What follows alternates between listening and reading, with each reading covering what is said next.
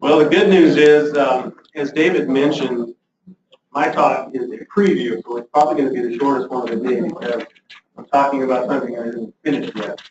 In fact, it isn't even started yet, so all I can really do is point you to where we're headed. David mentioned, my name is Russ Peterson. I'm an engineer and software developer from Bozeman, Montana. And I'm going to talk today a little bit about structural design software as it relates to BIM and specifically as it relates to Revit. We've got a lot of presentations, a lot of tools and tips on how to model directly in Revit, but at some point, the whole BIM-M initiative, we want to be able to take other software packages that are involved in the construction process and have them talk to a Revit model through import and export. So specifically, in this case, I'm talking about a structural engineering design package that's specific for masonry design, and it's called Direct Design Software. This again is a preview, so I wish I had a nice finished product like the other speakers. It's very polished to go through and show you some neat things, but I don't. So we're just going to talk about some concepts and look at some mock-ups and paint a picture for you of where we're headed with this, and hopefully whet your appetite and show you what to have your eye out for in the coming months as we start to work on this and roll it out. So a little bit of an overview, questions that I'm going to answer today. First of all, what is direct design? I mentioned that this software package is called Direct Design Software, so it begs the question, what is direct design? What is direct design software? How did that come about? What will the interaction with Revit look like? Again, this isn't finished, so all I can really do is talk and show you some mock-ups, prototypes that we've done that indicate how we expect this to look, but we'll go through that. What is the timeline for this initial phase of the project?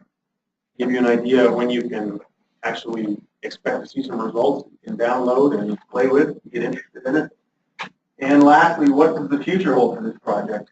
There's a little similarity here between some of the other projects you saw today where we're kind of in a phase one mode. We're biting off a bit of it to start out with and to make some good progress and learn some things. And we have at least talked about the idea of taking this further down the road. So we'll go over that. Okay, direct design. The Direct Design Handbook is something that is a new design standard, fairly new design standard produced by the Masonry Society. It comes out of the Design Practices Committee there. And it's its own standard with its own designation, TMS 403. If any of you are involved in engineering design, you're probably familiar with TMS 402, which is the code for masonry design. It was called the MSJC up until recent years. So this is TMS 403, and it's not really an alternate design method. It's more of a condensed and streamlined approach. And it basically, my understanding, I wasn't on board with this when it first had its genesis, but as the masonry industry faces challenges, as we know, from other material options, and wood, light gauge steel, and I think even precast have these pre-engineered options. And they're very attractive and competitive because the engineering is very simple. And so the masonry industry said, what can we do to kind of try and compete with this? So this direct design concept was something that came out of that. Basically, they said, if we take a building and just take the scope of more common masonry buildings and leave out some of the crazier things with radical irregularities in the structure and things, we can make the design a lot simpler. We can use some simpler design approaches. For example, if we're talking about seismic analysis, there's a equivalent lateral force method that's allowed by ASCE 7 if your building isn't too crazy. So what they did was they sort of put some rules and definitions that defined a narrower scope of masonry structures and made this very easy, slick design approach for designing the masonry. It's been fairly well received in some respects. It's in its second edition now. If you were to go to the Masonry Society's website, which is masonrysociety.org, you would find right now the 2013 edition of this standard. This is the second edition. There was 2010 was the original.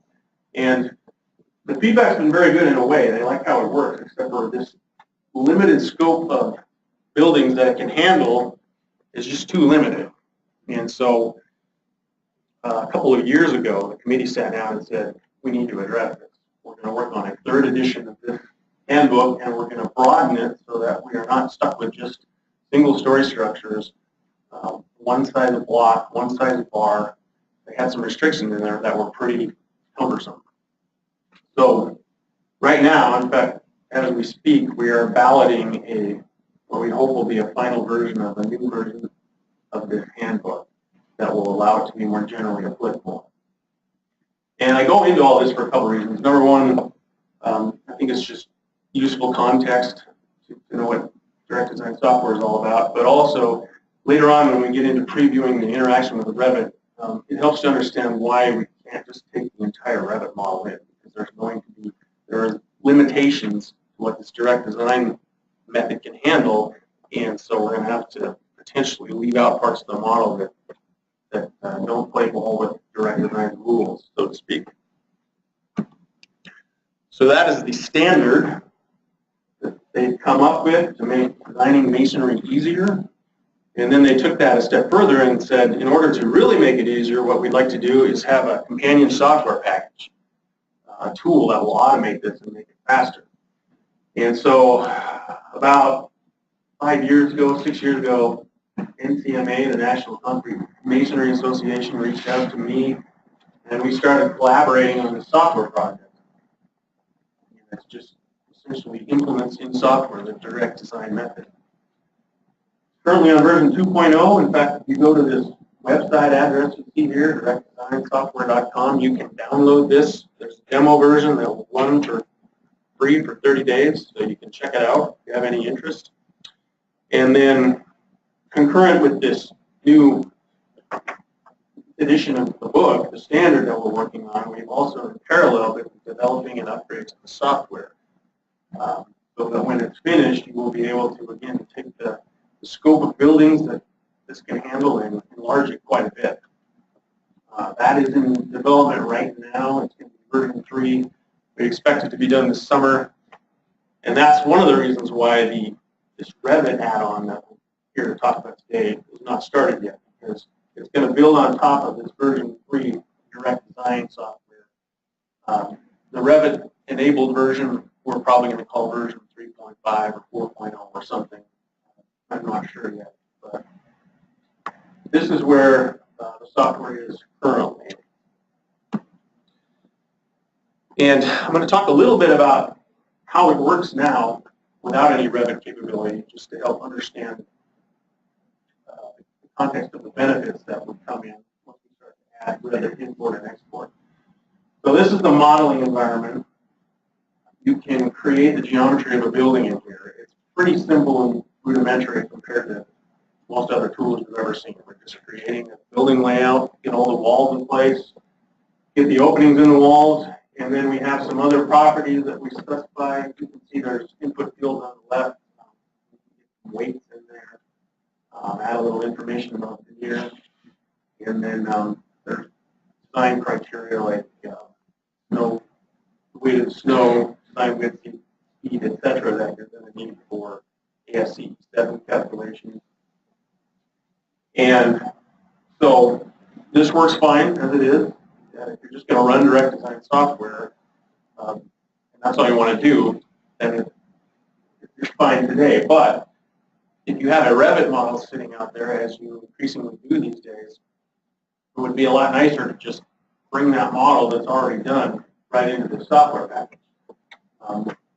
A lot of reasons you already know. Number one, just the time is redundant to try and recreate that model here.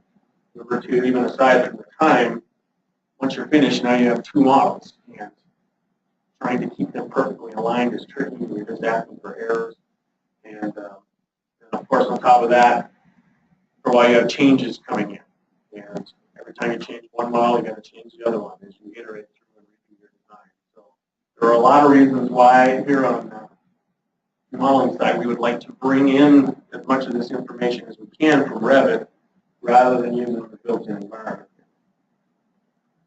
That's on the input side. Now, once you finish entering all this, the software will crank away. It works through a lot of calculations, loads, design checks, structural engineering things. And when it's done, it produces a bunch of these wall elevations. You can see every block, every bar positioned correctly, very nicely detailed. This is a handy thing to have if you'd like someone to build this.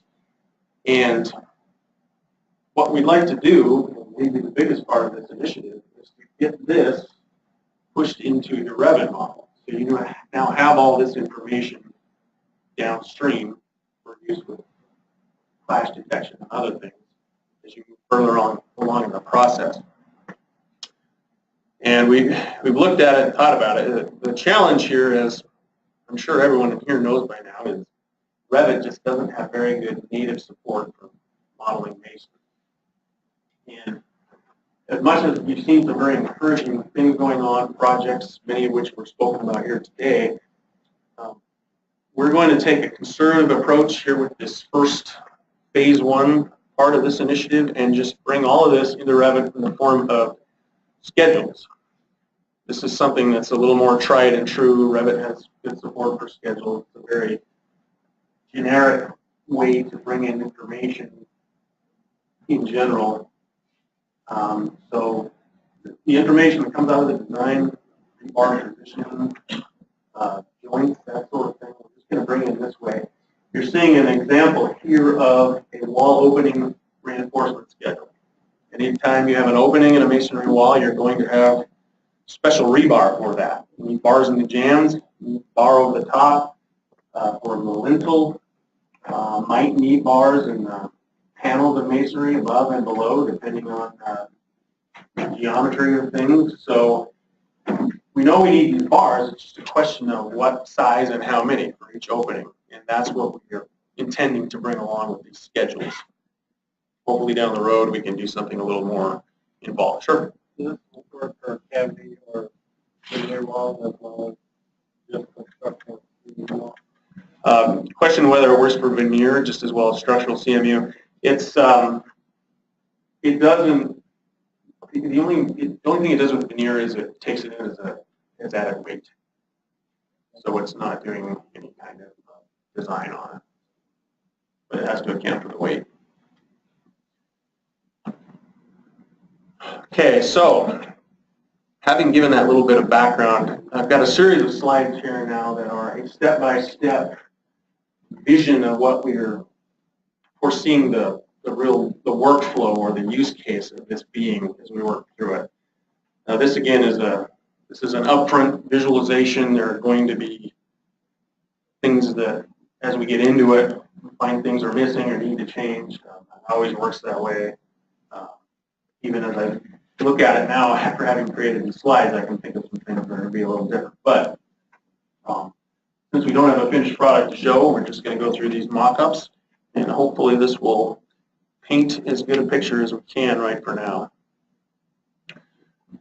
So step one is to create your model in Revit. Presumably you probably already have it, but if not, what direct design really needs is a Revit model that's been taken as far as having the walls laid out and the openings in the walls. Those are the key things we're going to bring in. That's what takes most of the time to get right in direct design now. There are some other minor information that you could potentially maybe pull from a Revit model. We're not going to get into that right now. This is the big thing. It's just the geometry of the structure. Step two, you're going to see in Revit when this is done 2 new buttons. We're going to have a little Revit add-in that goes along with the upgrade to the direct design software. And see these 2 buttons, and you just want to click the one that says DDS Export. Exports information in a format that direct design can understand. It's just going to be a file that's behind the scenes. You don't need to know where it is or how to read it. And once you've done that, we're going to jump out of Revit and into Direct Design software. And we're going to have two buttons in here as well. These handle the import and export from Revit. Want to click that import button at this point, and that's going to tell it to go and look for these files that have been exported out of Revit. It's going to give you a little window like what you see at the bottom there that has a list of all the exported files. The reason is we envision that you may be working with several Revit files at any given time, and we don't want to just presume that the last one you exported is the one you happen to want. So we're going to find them all, put them in a list there. You pick the one that you are after at the moment. And then we come to something called wall filtering. And this is going to be an area of a lot of complexity, I think. I referred earlier to the way that the direct design content is a little bit limited. And even though we've taken steps in recent years to expand it a lot, it's going to make it really useful. You still can't just handle any arbitrary building with it. We have restrictions. For example, if you have excessive irregularities as defined by ASCE 7, it will all of a sudden kick you into a lot more complex methods of seismic analysis, for example. So there's going to be some things that we can't do.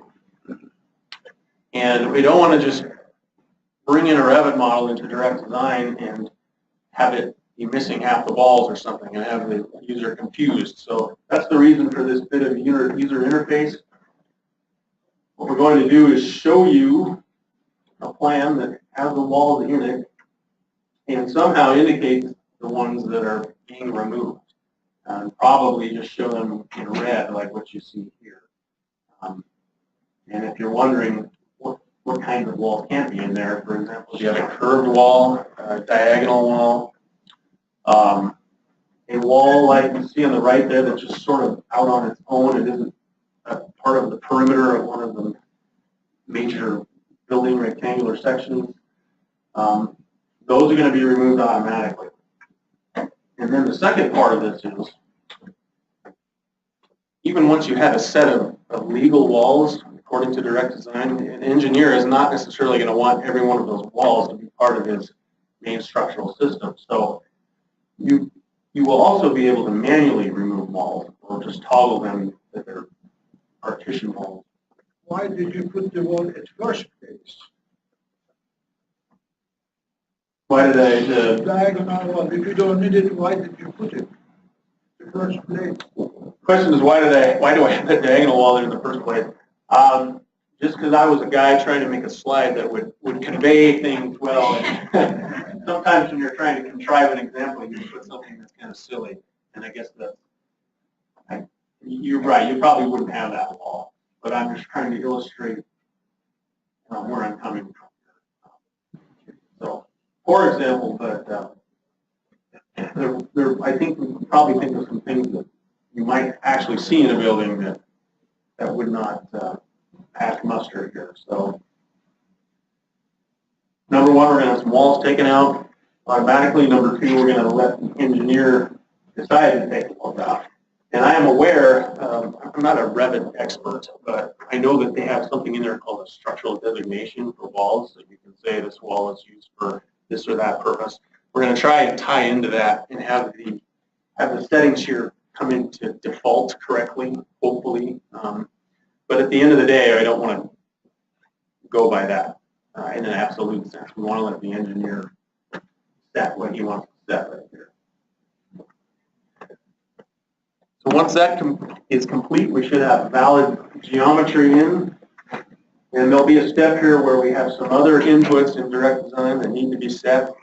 These are just part of the regular direct design process, things that you are not going to get from a Revit model. We still need to know what the ground snow load is for your location. Same with the wind speed. There's some seismic criteria. Your model is not going to have those things in Revit, so those things the engineer is still going to have to enter manually. And then once that information's in, the software is ready to do its thing. It will crank through a lot of calculations, and it's going to calculate loads. You're going to get all your wind loads on the building, your seismic loads, snow loads, gravity loads. It's going to do design checks on all the various parts. And then at the end of the day, once again, we have these detailed wall elevations. And you can still print these right out of Direct Design software if you like, but we will also have now this option to push it back into Revit, the schedules. So here's our two buttons again. Earlier we used the import option. Now we're going to want to click export, and that's going to once again create a file behind the scenes. You don't need to know where it's at or what it's doing, but it has information in it that's needed to build up Revit schedules. After that, we're going to hop back into Revit. Two buttons once again. We're going to click the import from Direct Design, and that's going to tell it to go look and find that file that we just exported. And now we've got our schedules. So all that design information is now in the Revit model. It's not as, we'd like to have it there visually so it looks real nice, like what Tom Cuneo has done. One day down the road, we will hopefully get there. But for now, you've got schedules. It does have the information there, and we've had some broader discussions with stakeholders, and it sounds like this is going to be awfully useful as is and a nice thing to build on. Okay, so that is the kind of the workflow that we're expecting to see. Talk a little bit about timeline. I mentioned a couple times this is not started yet, other than some of this design and mock-up work resulting in what you've seen here today. Still working to finish up version 3.0 of Direct Design, which again, that's the one that gets us this third version of the Direct Design Handbook. And then afterwards we'll have a version 3.5 or 4.0 or something that has this Revit ability. So expect to start development on that late this summer. We've kind of identified a midpoint that we'd like to hit, being the annual meeting of the Masonry Society. That's in California in early November. It would be nice to be able to demo something then. And then a final completion, I've got year end here. I think that's probably going to be early 2018 at this point, but shouldn't be much beyond that. And then future phase. We have discussed taking this further, depending on the first one turns out. There are going to be a lot of things we could do to make it better. Some of them we know now, and I'm sure that as we work through this, that list is going to get a lot longer. That seems to be the way it always works. I can give you some examples. On the import side, there are probably some more things we can bring in from the Direct Design model. A little bit of roof geometry we could look at. Very interested in what the Masonry Unit Database guys are doing. We'd like to be able to get a Revit model with that in there. We'd like to be able to pull what we can out of that. And then, of course, on the export side, we would really like to be able to go beyond just doing those schedules. We'd like to be able to have it set up where when you push that export button and you jump over to your Revit model, you are actually seeing a very nice, actual modeled, detailed wall. Again, similar to bring up Tom Cuneo's work again, because that's a great vision for where we'd like to go with it. So lots of ideas, and that concludes the preview. Hopefully it got you interested. Any more questions?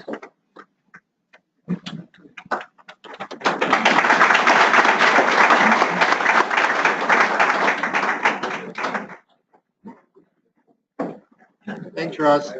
Well, yesterday the BIM-M Executive Committee just approved this project, so we're just going to move ahead. And we see this as a lot of opportunities for contractors to do initial project for estimating. It should speed up your work. The estimate is that with this new Direct Design, this software may work for over 50 to 60% of all masonry buildings. So while it's going to have some limitations, we believe it still works for a very large population of masonry buildings and should speed things up. So with that, I'll thank you for coming. Thank you for the endurance. Hope you gathered a lot of information from this and you can pick your certificates up on the way out.